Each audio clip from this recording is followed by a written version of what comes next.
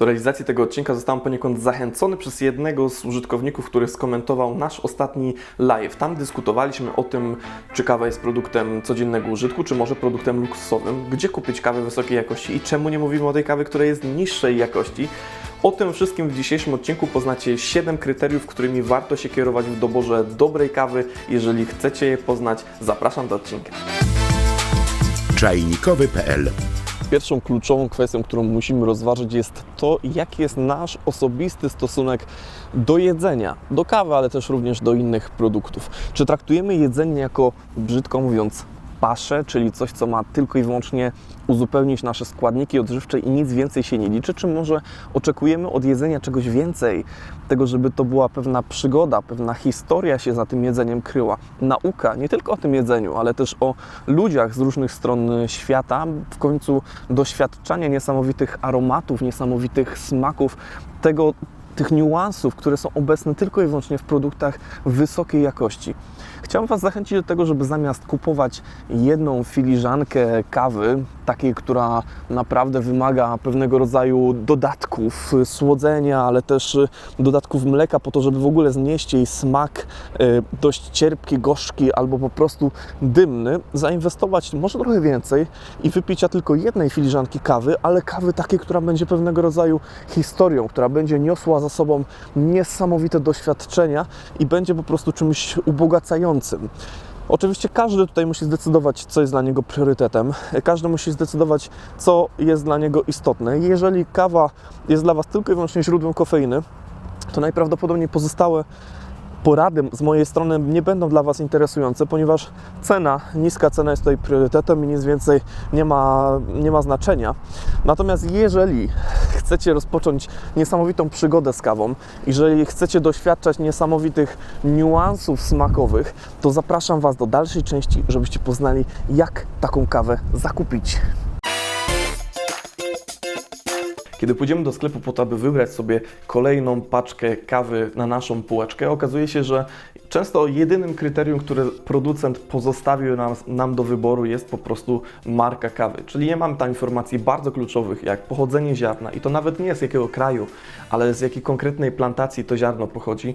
Nie mamy też informacji, jaki to jest szczep, nie mamy informacji, jaka to jest metoda obróbki, nie mamy informacji w końcu, jaka to jest data palenia, czyli tych rzeczy, które są kluczowe, na podstawie których możemy sami zdecydować, czy mamy ochotę na taką kawę albo nie.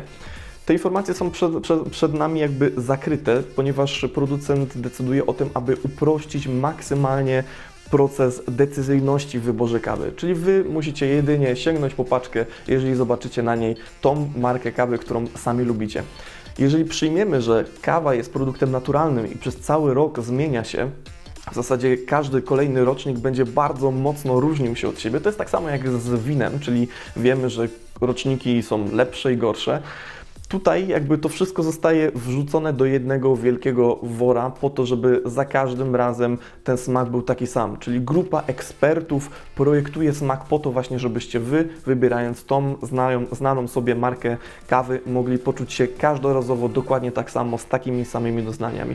Ja Was zachęcam do tego, żeby właśnie w taki sposób do kawy nie podchodzić. Po pierwsze, oczekiwać od producentów jak najwięcej informacji na paczce kawy, które mogą być dla Was kluczowe przy wyborze względem smaku, czy na takie coś macie ochotę, czy albo nie, a po drugie doszukujcie się tych różnic, czyli nawet nie różnic między brandami, tylko właśnie nawet tych minimalnych niuansów między kolejnymi rocznikami kawy pochodzącej z danej plantacji. To sprawi, że dzisiaj, sięgając po kawę właśnie tej wyższej jakości, możecie być przekonani, że przy różnorodności szczepów, różnorodności krajów pochodzenia, metod obróbki, plus jeszcze palarnie, które na to wszystko też mają bardzo duży wpływ, od dzisiaj, sięgając po taką paczkę kawy, nigdy więcej już nie wypijecie dokładnie takiej samej filiżanki. Skoro powiedziałem już o tym, abyście oczekiwali od producentów tych szczegółowych informacji na temat danej kawy, tego co macie w paczce, warto powiedzieć kilka rzeczy, w jaki sposób posłużyć się tą etykietą i jak wykorzystać te informacje do tego, aby wybrać kawę właśnie taką, na jaką mamy w tym momencie ochotę. Odcinek o etykiecie już powstał i to 2 lata temu, do tego odcinka Was zapraszamy, a tutaj w takiej skrótowej formie postaram się wszystko opowiedzieć. Na kawę, na smak kawy będzie wpływało tak naprawdę 3 rzeczy, głównie 3 rzeczy, czyli proces palenia, to jak ta kawa jest ciemna, albo właśnie jak jest tylko delikatnie spalona. Po drugie, to skąd kawa pochodzi i to może nawet jest kluczową kwestią. No a trzecie, metoda obróbki. Jeżeli oczekujemy kawy, która jest słodka, która jest bardzo fajnie zbalansowana, nie jest gorzka, taka dymna, agresywna, dosłownie jak popielniczka zalana wodą, nie powinniśmy wybierać kawy, która jest ciemno wypalona. Ta, która jest jasno wypalona, da nam więcej owocowych doznań, czyli to będzie bardziej smak kompotu z ulubionych owoców niż właśnie tej popielniczki zalanej wodą. Kolejną rzeczą, którą musimy się kierować, jest też pochodzenie kawy. I tutaj chciałbym to bardzo uprościć i ująć w pewne stereotypy, ponieważ, tak jak powiedziałem, kawa każdorazowo się zmienia. Więc tutaj te kawy mogą się czasem wymykać spoza te ramy, spoza tych ram, które sobie w tym momencie ustalimy. Natomiast przyjmijmy, że jeśli lubicie kawę o wysokiej kwasowości, czyli taką owocową, która przypomina jakieś winogrona, jakieś jeżyny, jakieś truskawki, to sięgnijcie po kawę z Afryki Centralnej, czyli właśnie po Etiopię, po Kenię, po Ruandę. Te regiony dadzą Wam naprawdę bardzo fajne kawy, jak chodzi o tą wyższą kwasowość. Jeżeli kwasowość jest dla Was czymś nie do przyjęcia, powinniście uderzyć w kierunku Ameryki Środkowej, Południowej, szczególnie Gwatemalę, Brazylię. Te kawy będą miały więcej suszonych owoców, więcej orzechów, więcej czegoś czekoladowego niż właśnie tych cytrusowych, kwasowych doznań. Jeżeli chodzi o metodę obróbki, to tutaj warto już sprawę jeszcze bardziej uprościć, czyli metoda naturalna, metoda sucha, o której pewnie jeszcze na kanale opowiemy nieraz. Jest to metoda, która da nam dużo większą słodycz, a kawy, które są w metodzie obróbki washed, czyli mytej, będą już kawami o troszeczkę wyższej kwasowości, ale też większej czystości smaku. Niezwykle ważną rzeczą, istotną dla większości z nas jest również cena kawy, tego ile należy zapłacić za kawę wysokiej jakości. Można by to podzielić wedle takich standardów cen sklepowych na 3 grupy. Pierwszą z nich jest do 50 zł i w tym przedziale cenowym nie ma się co łudzić, że będzie to ziarno dobrej jakości. Zawsze będzie to ziarno nawet nie tylko stare, jak chodzi o wypał, ale również stare, jak chodzi o sam zbiór, czyli to ziarno było na krzaczku kilka lat przed tym, zanim trafiło w ogóle do naszych rąk. Ziarno z niesamowitą, dużą ilością defektów, różnego rodzaju nadgnić, przefermentowania, nadgryzień przez robaczki. To wszystko musi być bardzo ciemno wypalone po to, żebyście nie wyczuli tych efektów potem w naparze. To jest raczej ziarno, które jest dedykowane osobom szukającym rozwiązań budżetowych, a także dla osób, dla których nie jest istotne jakość kawy, walory smakowe, a bardziej istotne jest, żeby ilość kofeiny w krwiobiegu się zgadzała. Kolejną grupą jest od 50 do 100 zł. W tym przedziale wydaje mi się, nie warto już szukać kaw w sklepie, ponieważ możemy znaleźć kawy jakości specialty z różnych małych, lokalnych palarni, czyli jeżeli wklepiemy sobie to wszystko w internet, bez problemu znajdziemy kawy wysokiej jakości, kawy, które są z wiadomego pochodzenia, wypalone przez jedną osobę, a nie przez wielką fabrykę, manufakturę, która ten proces wypalania sobie tam przetwarza w swoich wielkich halach. Więc jest to ziarno bardzo wysokiej jakości również, jak chodzi o sam proces produkcji. Więc zamiast kupować coś w podobnej cenie, ale niższej jakości w sklepie, może warto zainteresować się, czy gdzieś w okolicy nie znajdziemy palarni, która zagwarantuje nam ziarno w dużo wyższej jakości, a w tej samej zakresie cenowym. Jest to też zakres cenowy, w którym będzie interesował szczególnie osoby, które lubią łączyć kawę z różnymi dodatkami. Czyli jeżeli dodajemy do kawy mleka, cynamonu, cukru czy czegokolwiek innego, to nie warto przekraczać granicy 100 zł, ponieważ cały ten potencjał zostanie po prostu zmarnowany. Kolejną grupą jest już właśnie od 100 zł do 200 zł i tutaj w zasadzie jest to taka grupa osób, które będą poszukiwały kawy wysokiej jakości, która będzie pita tylko i wyłącznie jako bez żadnych dodatków, czyli czarny napar. Mamy tutaj w tym momencie bardzo wysokiej jakości kawy z różnych palarni. Już bym tutaj w ogóle nie zajmował się tematem kawy w sklepie, to już absolutnie bym sobie już odpuścił. Natomiast możemy tutaj wybierać między różnego rodzaju, różnymi krajami, różnymi szczepami, różnymi metodami obróbki, różnymi palarniami. Wybór jest bardzo, bardzo szeroki. Jeżeli chodzi o takie użycie codzienne, myślę, że w tym przedziale do 160 zł można spokojnie znaleźć coś, jeżeli ktoś nie ma jakichś wygórowanych oczekiwań. Natomiast jeżeli ma wygórowane oczekiwania, to oczywiście górnych limitów w tym temacie nie ma i można się swobodnie rzucić nawet na główkę w tą przestrzeń i zeksplorować naprawdę bardzo drogie kawy z jakichś niesamowitych zbiorów, mikrozbiorów, niesamowitych szczepów i tak dalej. Natomiast jest już to zabawa dla osób, które są bardziej zaawansowane. Jeżeli nie macie sprzętu w domu, jeżeli nie macie dobrej filtracji wody, jeżeli nie macie też umiejętności, żeby zaparzyć kawę, myślę, że też znalazłem się tutaj w przedziale do 160 do 170 zł, bo tam znajdziecie naprawdę dobrej jakości ziarna.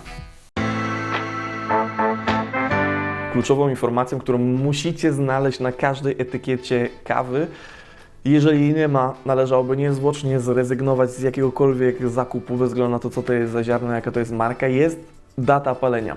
I to nie jest tak, że jeśli nie znajdziecie tej informacji na paczce kawy, to znaczy, że producent zapomniał albo że wypadło mu to z głowy. Po prostu nie ma się czym pochwalić, że ziarno jest wypalone rok albo 1,5 roku temu.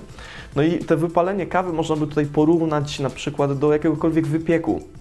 Czyli tak samo jak chcemy mieć chleb tego samego dnia wypieczony, tak samo jak chcemy jeść ciasto jak najświeższe i będzie ono zaraz po upieczeniu najbardziej aromatyczne, niesamowite właśnie, jak chodzi, ta świeżość będzie wyczuwalna bardzo mocno i oczywiście no, można takie ciasto zjeść 2-3 dni później, ale właśnie ten dzień wypalenia, ten dzień zaraz po jest tym najlepszym dniem, w którym możemy się cieszyć pełnią smaku i aromatów. I jak chodzi o kawę, tutaj warto by odczekać te 2 tygodnie po wypaleniu, ponieważ wtedy kawa wydziela bardzo dużo dwutlenku węgla. Ta kawa jest wtedy po pierwsze trudna w zaparzeniu, a po drugie można wyczuć w naparze taką metaliczność, troszeczkę ten napar jest bardziej gazowany, więc te 2 tygodnie należy odczekać, ale warto wypić do miesiąca, 1,5 miesiąca taką kawę, ponieważ no jeżeli tutaj już Was zachęcam do tego, żeby zainwestować dorzucić te kilka złotych do puli, którą macie przeznaczoną na każdą paczkę kawy,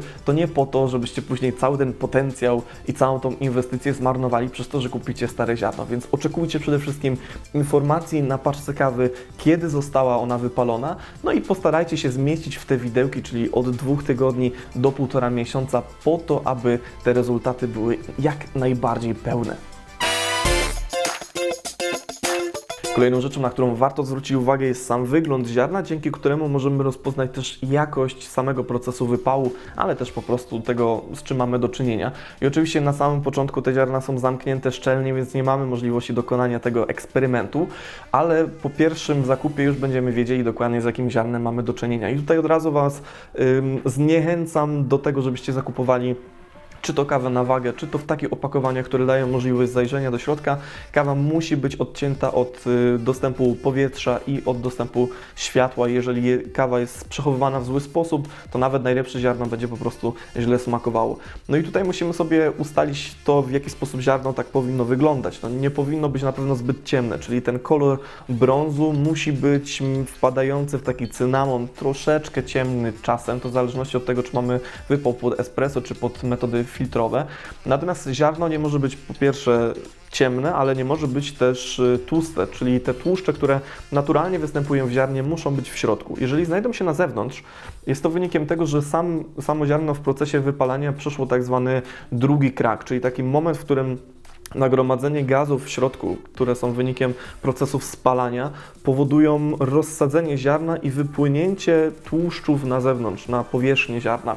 Te tłuszcze są nośnikiem aromatów. Czyli jeżeli znajdą się na powierzchni, a nie w środku, będą te aromaty po prostu dużo szybciej wietrzały. No i samo świadectwo tego, że to ziarno przeszło drugi krak jest pewnikiem dla nas, powinno być przynajmniej, że to ziarno będzie smakowało bardzo dymem, bardzo goryczą, bardzo takie ciężkie nuty się tam znajdą, ponieważ już nastąpiło bardzo dużo tych procesów spalania kawy. To są dwie pierwsze rzeczy. Oczywiście ziarno powinno być też równo wypalone, czyli nie możemy mieć do czynienia z sytuacją, gdzie jedno ziarno jest spalone na wiór, a drugie jest bardzo blade, czyli to też jest jakby bardzo ważny czynnik. No i powinny być względnie tej samej wielkości. Oczywiście, jeżeli kupujecie kawę mieloną, to tego nie macie możliwości zanalizowania, no ale o tym, że należałoby mielić kawę w domu, już dawno powiedzieliśmy na kanale, więc jeszcze raz Was zachęcam do tego, żeby po prostu kupić młynek i analizować Wasze ziarenka.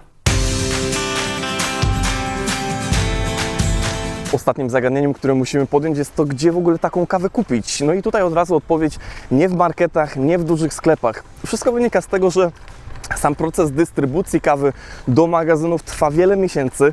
Potem sklepy kupują bardzo duże ilości kawy po to, żeby obniżyć cenę końcową paczki, natomiast skutkuje to tym, że wielkie ilości kawy zalegają na magazynach i nie jesteśmy w stanie potem kupić świeżej kawy, zanim ona trafi do naszej ręki.